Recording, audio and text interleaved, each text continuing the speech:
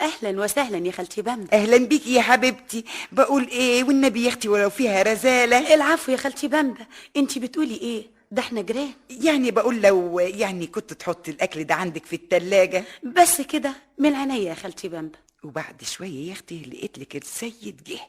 رحت بعت البت فاطمه بنتي بطبقين على شقه الست وجيده عشان تغرف له غداه.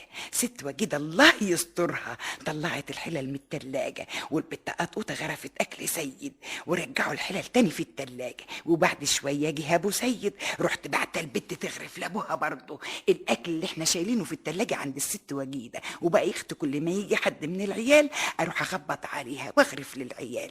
بس يا اختي بقيت ملاحظه انها مقموصه كده ما تعرفيش ليه. وبعد شويه سمعت ان في الجمعيه في فراخ، رحت جري نازله على الجمعيه وجايبه جوزين وراح بيهم على الست وجيده. متاسفه قوي يا خالتي بامبا، الفريزر مليان، لكن اقدر احاول واشيل الجوز. اما انت مالكيش حق ابدا يا ست وجيده. طب والجوز التاني ده بقى يخسر؟ غصب عني يا خالتي بامبا. غصب عنك ده ايه؟ هو انت بقول ايه، انت حاطين ايه في الفريزر؟ وحياتك حاجات لجيراننا حبايب زيك كده برضو. حتى شوفي، ودي ايه دي بقى؟ دي لحمه بتاعتنا. لحمه؟ اما مالكيش حق ابدا يا ست وجيده. هو الواحد مش لازم يراعي جاره؟ طب واللحمه بتاعتنا